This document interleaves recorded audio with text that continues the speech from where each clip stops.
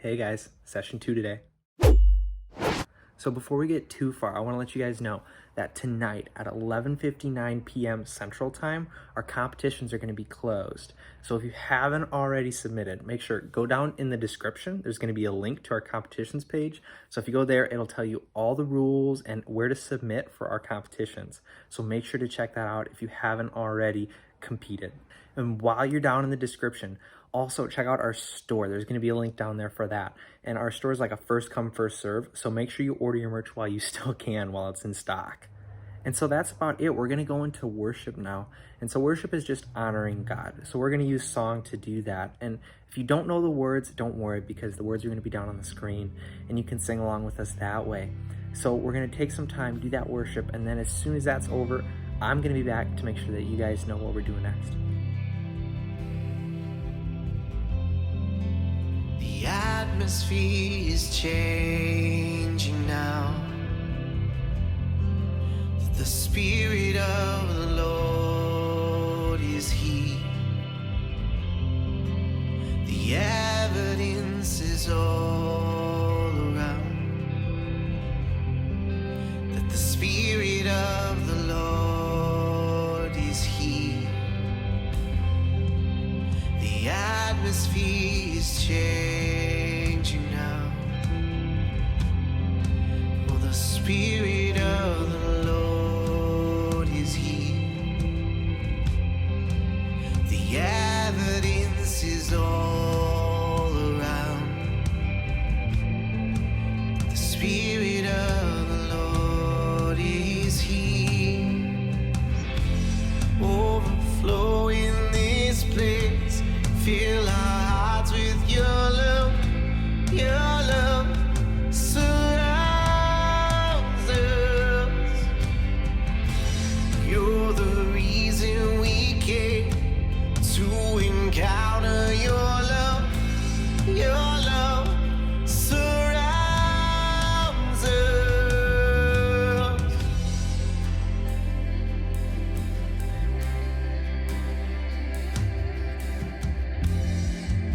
The atmosphere is changing now. For the Spirit of the Lord is here.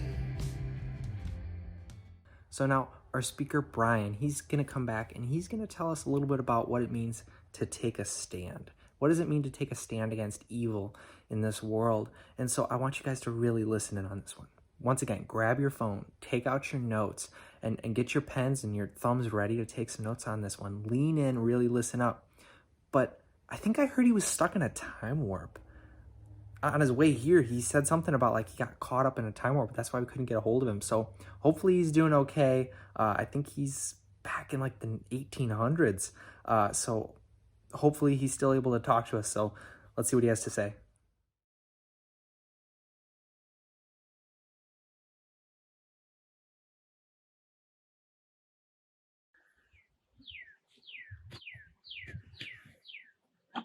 Oh, hey guys.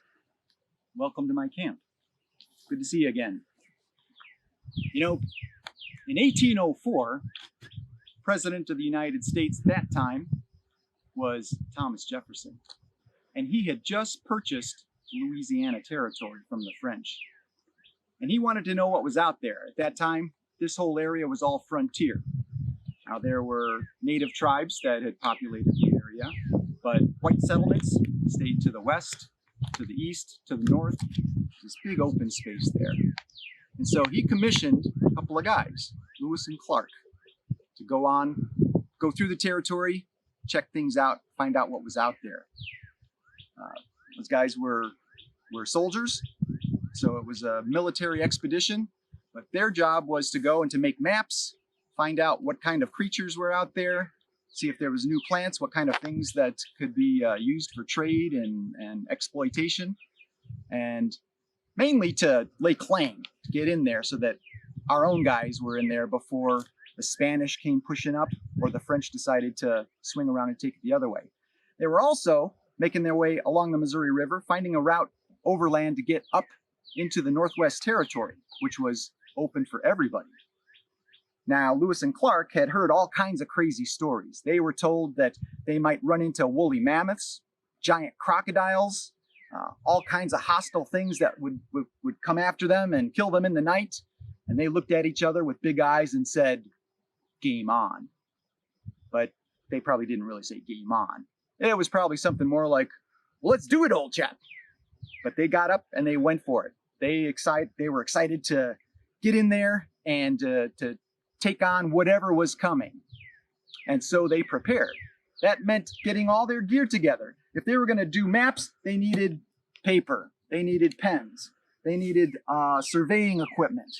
They were doing everything they could to do this right and make sure that when they came back to the president, that he was going to be proud of the work they did and they were going to have some useful information.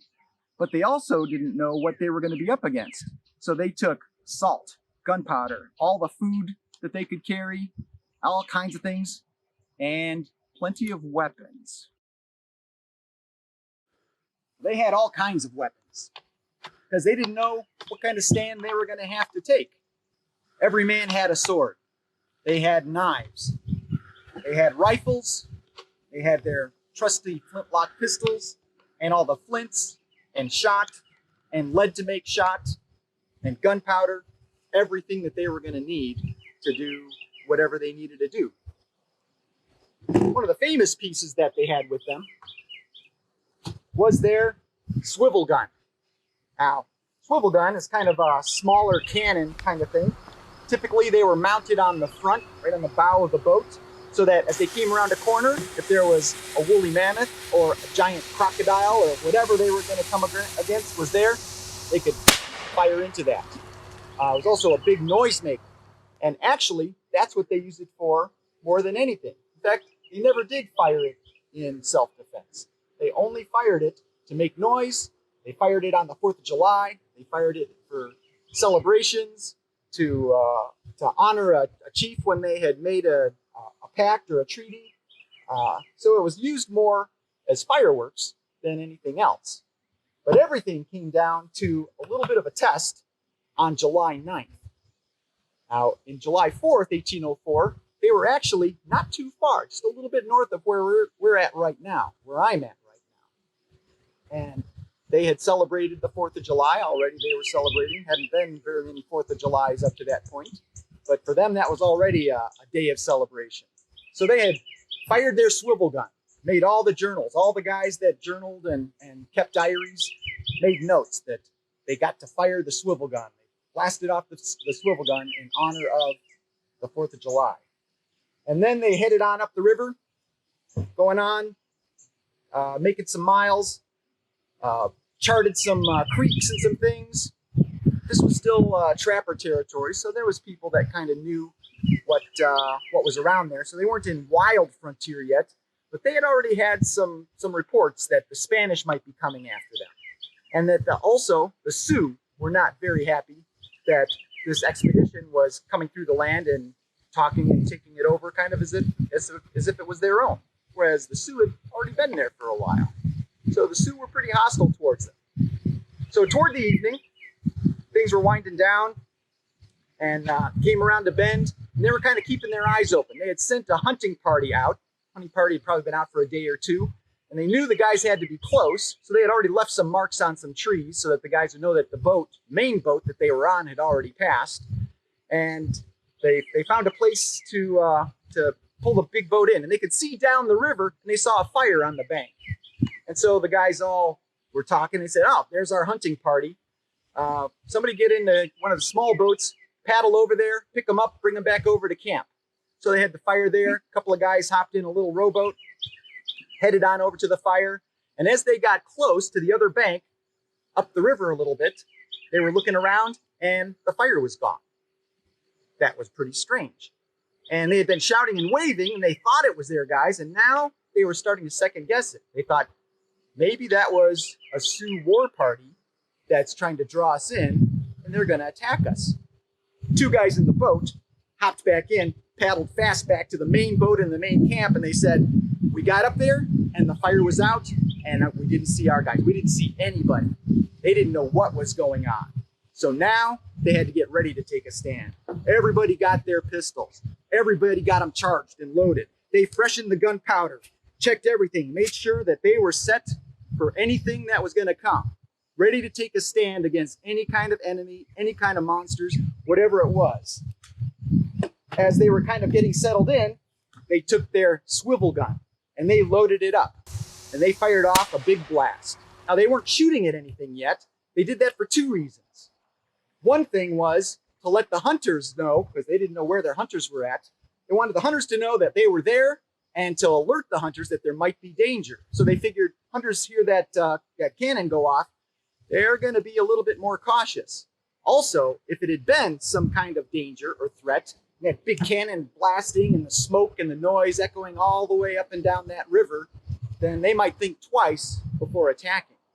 So they fired that gun off, everything got quiet, and the men on the main boat had a long, miserable night, listening for any little twig to snap, waiting for anything to happen. As the sun came up, they were still there, hadn't slept, hadn't had a nice fire. It had been rainy the day before, so it was kind of miserable and damp.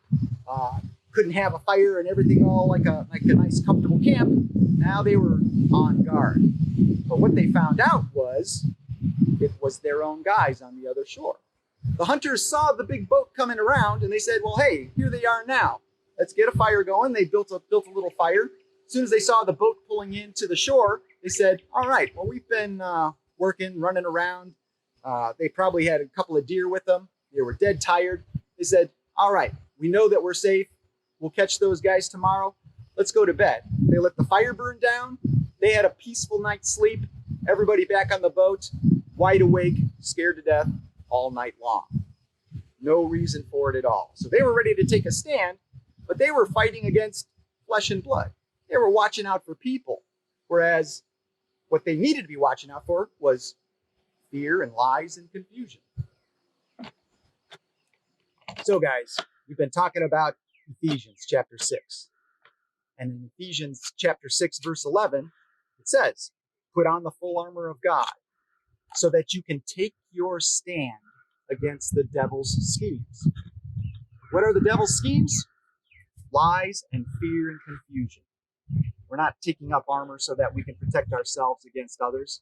It's against those things that are unseen. Using our brains to not let the devil's schemes work its way inside us. So as Royal Rangers, the important thing is that we are using our skills, abilities, and talents and the things that God has given us so that we can move forward and be a support to our family and help our neighbors and do things that are going to show that Royal Rangers are valuable and that as Christians, we're doing what God wants us to do and the things that He has prepared us for. So guys, game on. Time to take your stand.